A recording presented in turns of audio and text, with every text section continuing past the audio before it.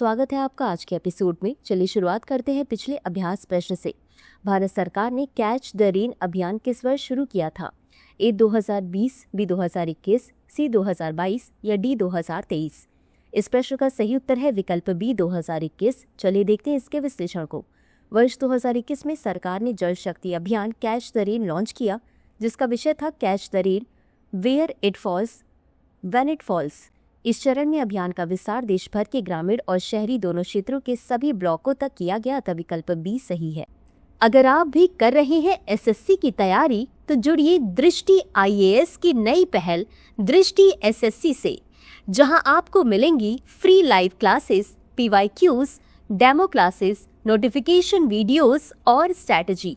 तो अभी सब्सक्राइब करें दृष्टि एसएससी। डिस्क्रिप्शन में दिए गए लिंक पर जाकर चैनल को सब्सक्राइब करें। तो चलिए शुरुआत करते हैं आज के एपिसोड की पहले प्रश्न से। नियाद नीला नार किस राज्य सरकार की पहल है? ए छत्तीसगढ़, बी झारखंड, सी ओडिशा, डी मध्य प्रदेश। इस प्रश्न का सही उत्तर है विकल्प ए छत्तीसगढ़। चलिए देखते हैं इसके विश्लेषण को। नियाद नीला नार योजना छत्तीसगढ़ सरकार की एक पहल है, जिसका उद्देश्य राज्य के नक्सल प्रभावित गांवों को बुनियादी सुविधाएं एवं कल्याणकारी लाभ प्रदान करना है। इस योजना का उद्देश्य विशेष रूप से कमजोर जनजाति समूहों के जीवन स्तर को सुधारना है, अतः विकल्प ए सही है। अगला प्रश्न है, 1 मई 2016 को प्रधानमंत्री उज्ज्वला योजना किस शहर में शुरू की गई? ए वाराणसी, बी लखनऊ, सी बलिया, डी गोरखपुर। इस प्रश्न का सही उत्तर है विकल्प सी बलिया। चलिए देखते हैं इसके विश्लेषण को। प्रधानमंत्री उज्ज्वला योजना एक प्रमुख पहल है, जिसका उद्देश्य ग्रामीण एवं आर्थिक रूप से कमजोर परिवारों को स्वच्छ ईंधन उपलब्ध कराना है। यह योजना 1 मई 2016 को उत्तर प्रदेश की बलिया जिले से प्रारंभ की गई थी, अतः विकल्प सी सही है। अगला प्रश्न है, किस राज्य में विशेष रूप से कमजोर जनजाति समूहों की संख्या सबसे अधिक है? ए छत्तीसगढ़, बी झारखंड, सी मध्य प्रदेश, डी ओडिशा। इस प्रश्न का सही उत्तर है विकल्प डी ओडिशा। चलिए देखते हैं इसके विश्लेषण को। पीवीटीजी या विशेष रूप से कमजोर जनजाति समूह अनुसूचित जनजाति या एसटी के किसी हिस्से का उपवर्गीकरण है, जिसे सामान्य एसटी की तुलना में अधिक असुरक्षित माना जाता है। भारत सरकार ने उनके जीवन स्तर को सुधारने के लिए पीवीटीजी सूची बनाई है। भारत में कुल 75 पीवीटीजी हैं, जिनमें सबसे अधिक 13 ओडिशा में है, उसके बाद आंध्र प्रदेश में 12 हैं। अगला प्रश्न है, वर्ष 2024 तक स्थापित सौर ऊर्जा क्षमता के मामले में कौन सा राज्य भारत में पहले स्थान पर था? ए गुजरात, बी राजस्थान, सी तमिलनाडु, डी कर्नाटक। इस प्रश्न का सही उत्तर है विकल्प बी राजस्थान। चलिए देखते हैं इसके विश्लेषण को।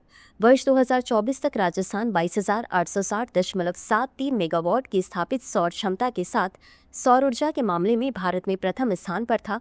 राज्य को प्रतिवर्ष 325 से अधिक सूर्य प्रकाशित दिन प्राप्त होते हैं, जो इसे सौर ऊर्जा उत्पादन के लिए आदर्श बनाता है, अतः विकल्प बी सही है। अगला प्रश्न है, भारतीय उद्योग परिसंघ का मुख्यालय कहाँ स्थित है? ए मुंबई, बी बेंगलुरु, सी हैदराबाद, डी नई दिल्ली। इस प्रश्न का सही उत्तर है विकल्प डी नई दिल्ली। चलिए देखते हैं इसके विश्लेषण को। भारतीय उद्योग परिसंघ एक गैर सरकारी, गैर लाभकारी, उद्योग नेतृत्व वाला और उद्योग प्रबंधित संगठन है। यह सलाहकारी और परामर्श प्रक्रियाओं के माध्यम से उद्योग, सरकार और नागरिक समाज के साथ साझेदारी करके भारत के विकास के लिए अनुकूल वातावरण बनाने और बनाए रखने के लिए काम करता है।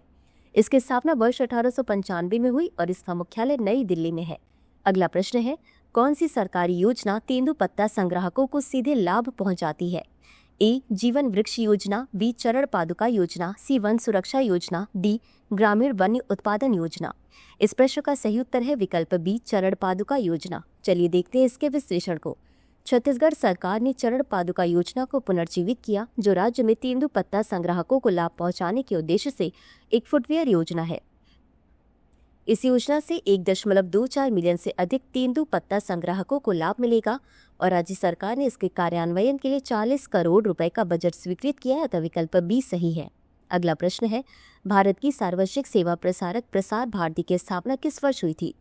ए 1987, बी 1990, सी 1995, डी 1997।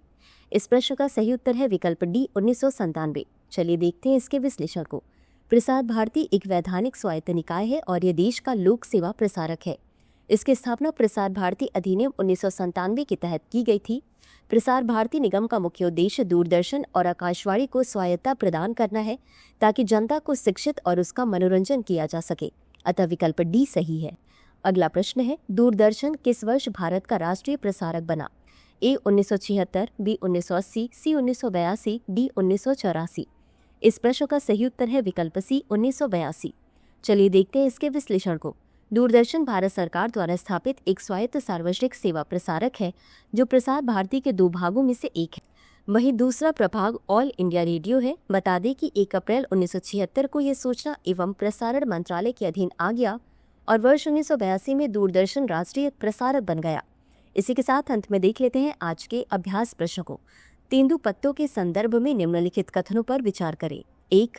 तेंदुपत्ता, जिसे हरा सोना के नाम से जाना जाता है, को भारत के वन कानूनों के तहत गैर लकड़ी वन उत्पाद के रूप में वर्गीकृत किया गया है। 2. तेंदु के पत्तों का प्रमुख व्यावसायिक उपयोग बीड़ी बनाने के लिए किया जाता है, जो देशी सिगरेट का एक पारंपरिक रूप है। उपर्युक्त में से कौन सा या कौन से कथन सही है या सही है? ए केवल 1, बी केवल 2, सी 1 और 2 दोनों, डी न तो 1 और न ही 2। इस प्रश्न का उत्तर कमेंट बॉक्स में जरूर दें। आज के लिए बस इतना ही। धन्यवाद।